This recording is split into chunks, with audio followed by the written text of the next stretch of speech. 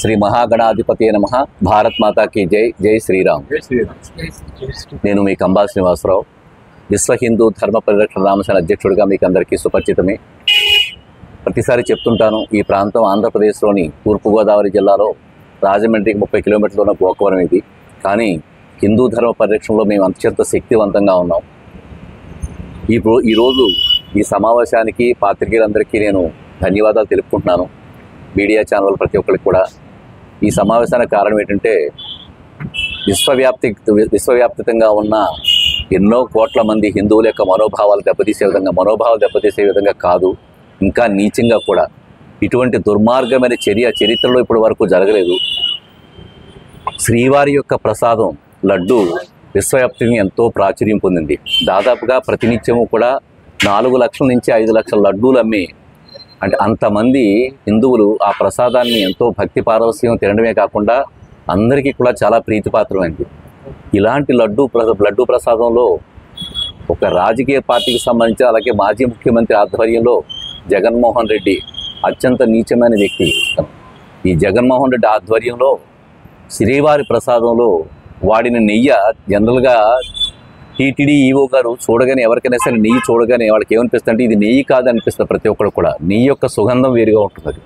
చూడగానే ఇది నెయ్యి కాదు అని చెప్పి ఇలా నెయ్యి మీద టచ్ చేసి చూస్తే ఇది నెయ్యి కాదని తెలిసిన తర్వాత వెంటనే వాళ్ళు శాంపిల్స్ పంపిస్తే దాంట్లో ఆవుకు సంబంధించిన ఫ్యాట్ అంటే కొవ్వు, పందికి సంబంధించిన కొవ్వు, చేపలకు సంబంధించిన ఆయిలు, అదేవిధంగా పామాయిలు ఇవన్నీ మిక్సప్ చేసి ఉండడం ఎంత ఘోరమైన విషయం అంటే, ప్రతి హిందూ కూడా రక్తం అంటే సౌమ్యంగా ఉండే ప్రతి హిందువు కూడా ఏంటి దరిద్రం ఏంటి ఎలా పట్టుకుంది మనకి అని చెప్పినంత బాధపడేంతగా ఈ చరిత్రలో చాలా నీచకరమైన రోజు ఈరోజు.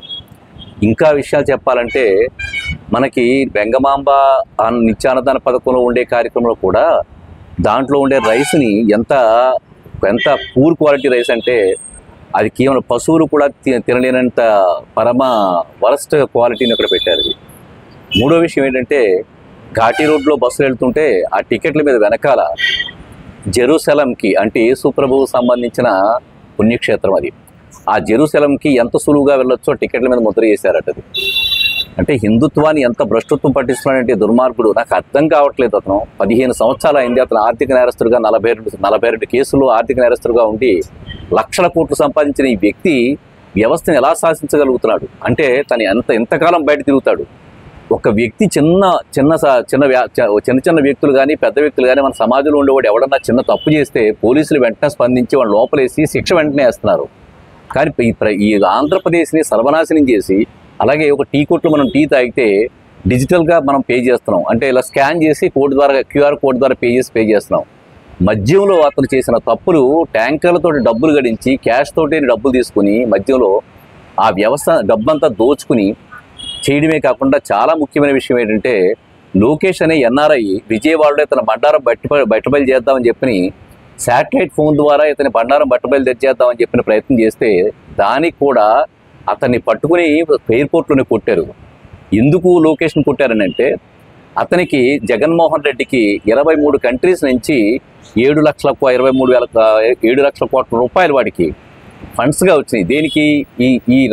ఈ భారతదేశాన్ని మత మార్పిడి చేయడానికి కావాల్సిన ఫండ్స్గా దానికి సమీకరణ జరిగింది. ఇవన్నీ తెలుసు. మొన్న TV9లో ఇచ్చిన అతని ఇంటర్వ్యూలో, మేము ప్రజలకు మంచి చేయడానికి రాలేదు, మేము అధికారాన్ని చేపట్టుకుని ఆంధ్రప్రదేశ్ని గుప్పిట్లో పెట్టుకోవడానికి మేము ప్రయత్నం చేస్తామని చెప్పిన డైరెక్ట్గా చెప్పిన దుర్మార్గుడికి అసలు శిక్ష ఎందుకు పడట్లేదు? హిందువులందరూ ఎందుకు స్పందించట్లేదు? ఒక్క విషయం అయితే నేను చెప్తున్నాను, ఆంధ్రప్రదేశ్లో ఎవరు ఎలా స్పందించకపోయినా రాబోయే రోజుల్లో, అంటే నేను చెప్తున్నా ఒక 2-3 నెలల్లో మాత్రం నేను మామూలుగా అయితే మాత్రం స్పందించను. నేను ఎందుకనంటే ఏ పార్టీకి నేను భయపడను. నేను ఇప్పుడున్న పార్టీ చాలా మంచి పార్టీ. ఇండియా పార్టీ ఎలాంటిదంటే, నేను ప్రాణానికి ప్రాణంగా ప్రేమించే నరేంద్ర మోడీ గారు, భారత ప్రధాని గారు భారతీయ జనతా పార్టీలో ఉన్నారు. అలాగే నేను ఎంతో గౌరవించే, నేను గర్వపడే విధంగా పవన్ కళ్యాణ్ గారు, జనసేనకు సంబంధించిన అధినేత, ఆయన హిందువుల గురించి మాట్లాడగలే ఒకే ఒక్క స్వరం, ఆయన తోడుగా ఉన్నాడు. అలాగే చంద్రబాబు నాయుడు గారు కొంచెం గళం విప్పాలి ఆయన.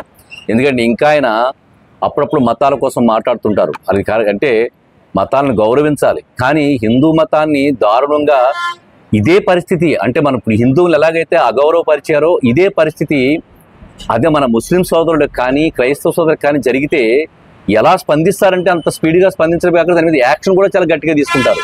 కానీ హిందువులకి ఎందుకు? నేను మొన్న ఒక న్యూస్ చూశాను, దేవాలయాలకైతే ₹7.45 ఛార్జ్ చేస్తున్నారు యూనిట్కి, అదే అన్య మతస్థులకి ₹65 ఛార్జ్ చేస్తున్నారట. ఇలాంటి ఘోరాలు ఎందుకు? ఇది ప్రత్యేకమైన వివక్ష ఎందుకు చూపిస్తున్నారు? 100 కోట్ల మంది హిందువులు పన్నులు కడుతుంటే దాన్ని 20 కోట్ల మందికి పంచి మనల్ని హీనంగా చూస్తూ, మన మీద దాడులు చేస్తూ, వాళ్ళకి గౌరవాలు ఇస్తూ మనం ఏం చేస్తున్నాం? వాళ్ళ మతాలకు సంబంధించిన వాళ్ళు ఎవరికైనా పండుగ వస్తే మనం ఎంతో ఆప్యాయంగా వాళ్ళు పలకరిస్తున్నాం, మనం విందులు వినోదాలు చేసుకుంటాం. కానీ హిందువుల పండుగ వస్తే వాళ్ళు ఎందుకు కలిసి రావట్లేదు? నేను ఎవరిని తప్పు పట్టట్లేదు అసలు అని.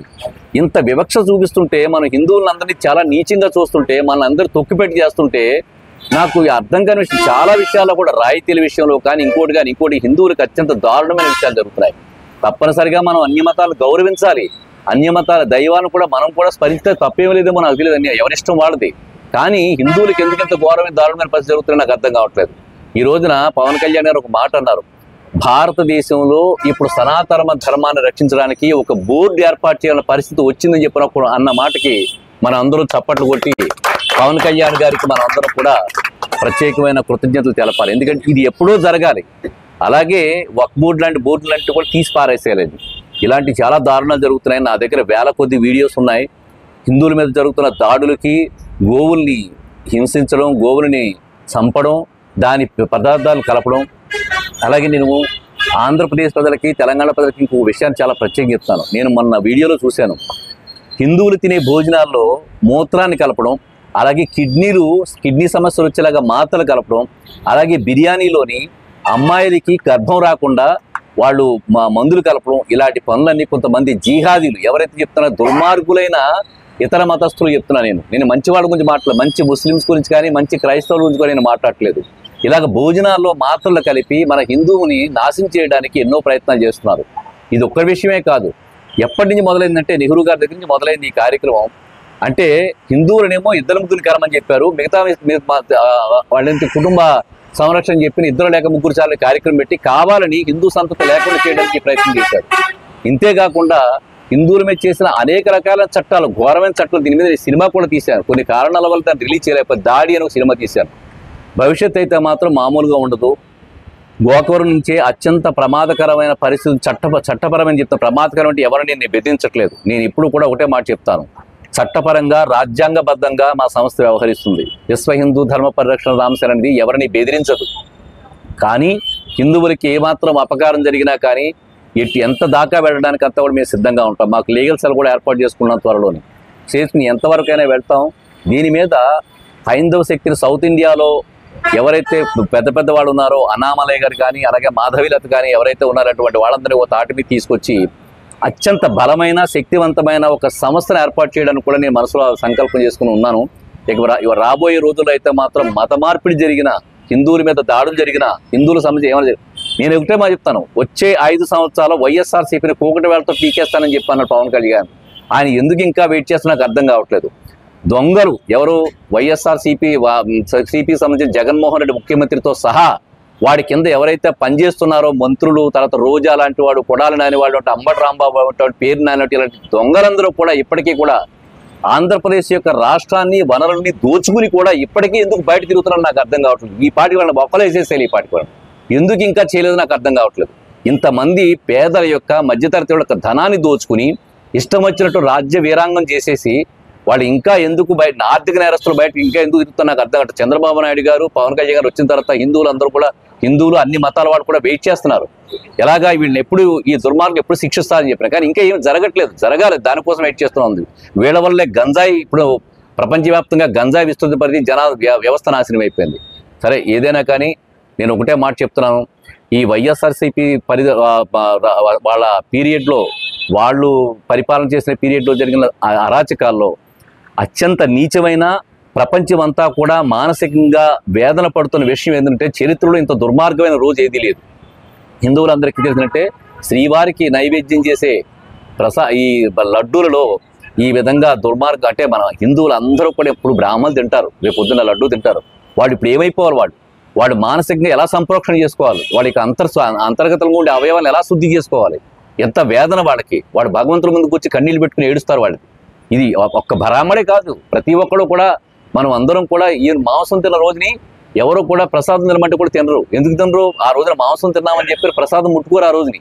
అంత పవిత్రంగా ఉన్న మన హిందువుల్లో ఇలాంటి దారుణం చేసిన జగన్మోహన్ రెడ్డిని వాడి చావు కూడా మామూలుగా రాకూడదు.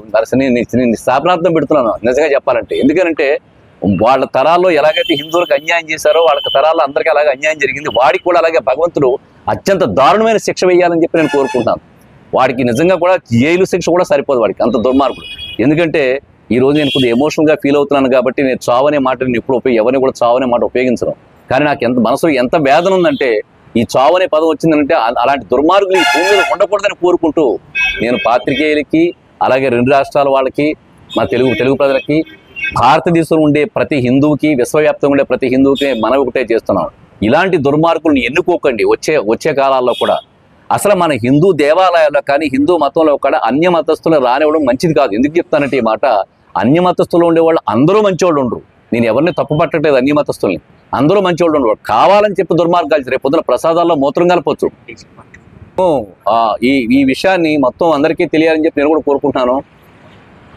అండ్ నాకేంటంటే ఈ మీడియా ద్వారా కూడా వీలుంటే దీన్ని మనకి ఢిల్లీ దాకా వెళ్ళాలనే ఉద్దేశంతో నేను చిన్న ఒక ఇంగ్లీష్లో కూడా చెప్తాను. Almost you might have known by this time what ever Jaganmohan Reddy the time of reign, whatever he did, that's not a good for Hinduism, and it is very painful and panic situation, and this is the black day in Indian history. In universally this is a black day, knowing that the Srivari Prasadam has been contaminated by the whatever the restricted ingredients are appeared in the Srivari Laddu. You must have known that this issue. I request you, sir, Narendra Modi sir, Yogi Adityanath sir, please take this issue very seriously, and I request you and I am pleading, this is the issue concern to the totally universal concern. Please take an action and please establish a board for Hinduism, and I request once again, please eradicate this Waqf board from India, and you take all the properties back from Waqf board to Indian government. You seize all the assets from Waqf board. I request you once again, pleading sir, we are a small village. Our town is a very small town. We are speaking from Andhra Pradesh, East Godavari district, nearby Rajahmundry. I am Kambala Srinivasarao, Vishwa Hindu Dharma Parirakshana Ramasena president, and I am doing so many charity activities in my constituency. And I request you, sir, please take our concern, and please take action on the people concerned, whoever involved in this activity, in a brutal way. You need to take the action in a brutal way, sir. This is my kind appeal to the Prime Minister of India, Yogi Adityanath, and rest of all chief ministers of the concerned India. I am requesting once again. Bharat Mata ki, Bharat Mata ki, Bharat Mata ki.